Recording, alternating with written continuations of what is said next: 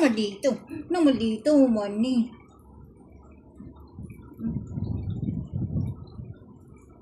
Umayat siya guys. Ang tagal niya naka-recover nung umuwi ako nung December.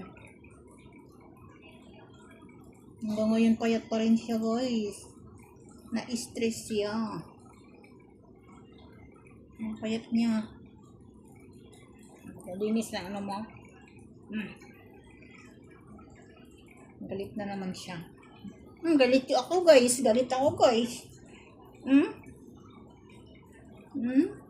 ako. Ayaw na niya mapalinis kasi. Look at me. Tika. Oh. Bakit ganyan?